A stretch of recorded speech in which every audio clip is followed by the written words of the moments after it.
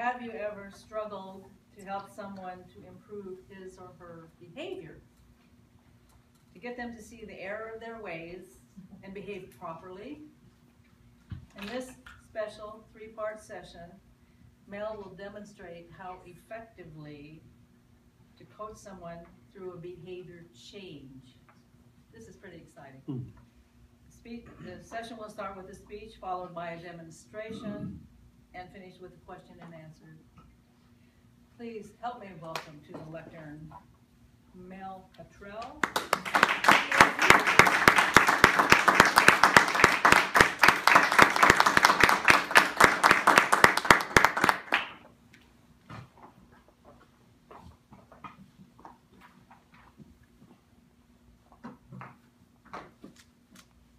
There's always that one guy. You know who he is. It doesn't matter how awesome the group is. Even in a group like this club, there's always that one guy that just can't get it right. Somebody's got to try and help him out. Tonight we're going to talk a little bit, fellow Toastmasters, about how to go about that. We're going to talk about how to coach someone effectively to take that one guy that just can't get it right and help him turn into an all-star. You all have in front of you a handout on the desk that looks like this. I'm going to give you a lot of information in 4 to 5 minutes, so I also wrote it down for you. There's 2 things we're going to talk about.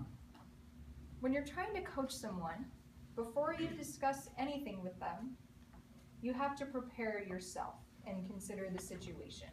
So we'll talk about how to prepare, and then we'll talk about how to actually conduct the coaching session, followed by a mock coaching session with that one guy. We'll start with preparation. Before you sit down and tell someone, man, you're really screwing up, think about what that person is doing. Do they know they're screwing up? Do they even know what they're supposed to be doing? Maybe they have no clue that they should be using Easy Speak to say whether they'll be coming to a meeting. Do they know that their performance is not satisfactory? Or are they just off in la-la land thinking they're doing everything right and life is wonderful because no one said, hey, we need you to do this? Do they have the skills to perform as you want them to? If you're trying to get someone to use a computer program, do they know how a mouse and keyboard work? Can they turn on the computer? Do they know the basics in order to be successful? Maybe they don't. Step back from the person and consider for a moment the situation. Are your expectations realistic? Are you expecting someone to cram a month's worth of work into 2 days? Can it really be done? If it can be done, do we have the resources we need to do the job? Maybe not. Or are there outside forces interfering? There could be something beyond your control, beyond that guy's control, getting in the way. So step back and think about those things as well. And finally, consider the impact of this positive behavior change that we're seeking. What is the impact of the current behavior versus the impact of the positive improved behavior that we are seeking? So we'll look at what the person is doing, what they know and what their skills are. We'll look at the situation. Are we being realistic? Do they have the tools they need? And then we'll look at the impacts of not doing whatever it is we're after versus doing it. So that's our preparation. We have to think through all those things. And once we've prepared, then we can sit down with that guy and say, you know, we really have to have a conversation about this. Something's just not working, and I'd like to talk about it. And how you approach that conversation is very important. So we have a short and sweet 9-step process for that conversation. And there's a few things you need to do. Be very specific about why you're having the conversation. Make sure you express your concern. Describe the impact, right? We thought about the consequences, the impact. Describe that. Make sure that guy knows what the impact is. Acknowledge and listen to the person and ask them their opinion. What do you think we need to do to fix this? Once you've got their opinion, you can discuss some solutions and agree on one. Great. We had a nice conversation. We talked about the problem. We talked about some solutions. We agreed. But it can't stop there. You have to follow up, make sure the solution got implemented, and finally, if it did, pat on the back. Good job, we did it. So we've prepared, we've had our conversation, and we've followed up. That, in 4 to 5 minutes, is coaching. Now we'll move to the second part of the speech, which is a coaching role play. My role play partner tonight is that guy, Gary Pettigrew.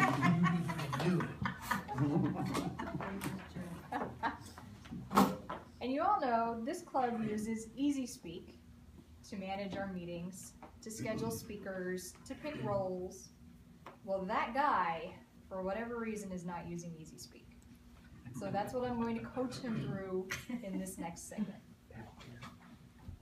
Gary, Mel, it's good to see you. thank you, you too. I was hoping I could talk to you. Do you have a minute? I'll take the time. Oh, thank you. Take the I'm time. glad you have the time. Yeah. So, as you know, I'm the VPE this year. And so my job is to schedule all of these meetings we have and schedule the speakers and make sure everybody's going to be there, fill the roles. It's a lot of work. I can imagine. I've been there before. You have? Yeah, but without Oh. using EasySpeak. Really? Yes. Oh boy. Oh, you are It was a better much person than easier. me. Easier. Yes. Well, so tell me about that. What is it that makes EasySpeak difficult for you? Well, it's 2 or 3 reasons. Well, 2 reasons, big reasons. Number one, I don't always have access to a computer. When I do, I log in and I try to schedule a speech. And for whatever reason, there are certain roadblocks along the way that prevent me from scheduling a speech that I want to give. And I Really? want to give speeches. I want you to give speeches. Absolutely. It's much easier on an Excel spreadsheet, but that's not the way it is with business speeches. We've got to be easy speak articulate. That's And I can right. understand that. And you know, But it's kind of frustrating for me. I get that. I get that. Yeah. Especially if you're not used to it and you've done it a different way before. I can see how that would be Yeah. frustrating. It took me 10 years to learn Excel. So I've got a few more years to go in easy. Well, you know, because our whole club uses EasySpeak, it's really important that we Yeah. all are using I'm it. the one guy, I know. So what can we do? Do you have any ideas on how we could help you get I more do. used to it? I What's do. your idea? Well, actually, I've got 2 ideas. Let's hear it. The first idea is perhaps have an occasional meeting, either during the meeting or outside the meeting, where we provide a refresher course to the people that need it, like me. Or perhaps with all the new people coming in, we provide one meeting specifically for EasySpeak training. I know a former president did that at one time, and it was very beneficial, at least to me. At least I got my username and password that day, and I was able to access it. And so ever since then, I've been slowly learning, but it can be kind of frustrating. When I'm the Toastmaster, I try to make sure everything is scheduled and so forth, but when you go in to try to find somebody's name or phone number, or not name, but phone number or email address, sometimes it doesn't list it. It's kind of frustrating. I have to go to the TI website and get their address and all that. So I think ongoing training would be good. Okay. Don't ask me to do the training. No, don't ask me. I won't ask. I'll be the trainee, Okay. not the trainer. Good. That's a good idea. We could do that. Yeah, I think so.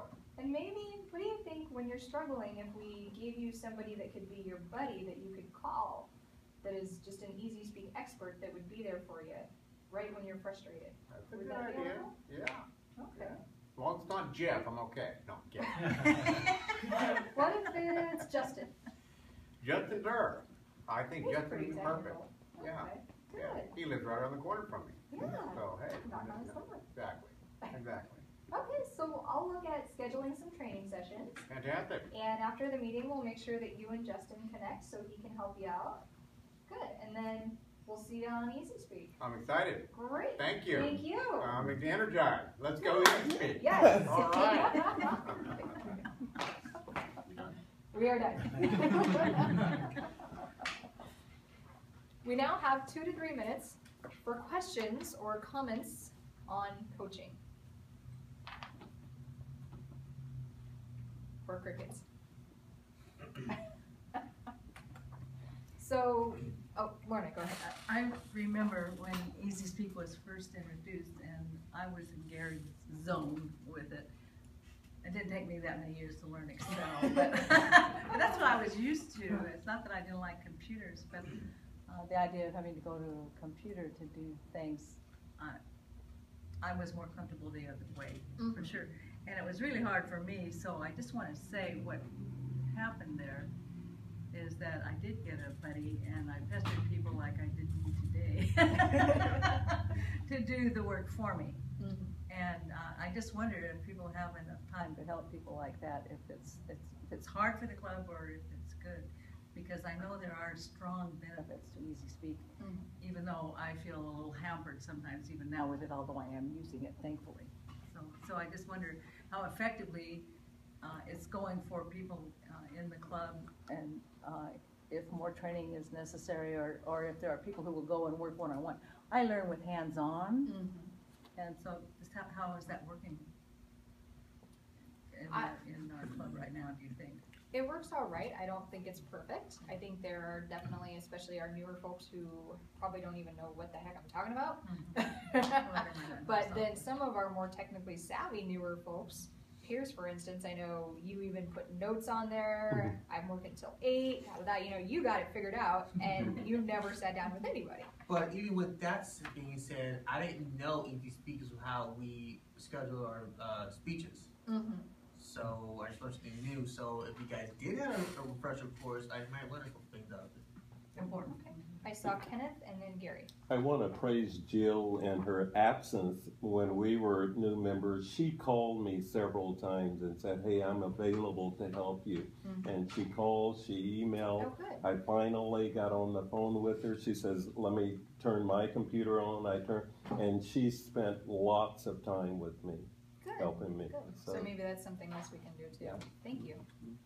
Here.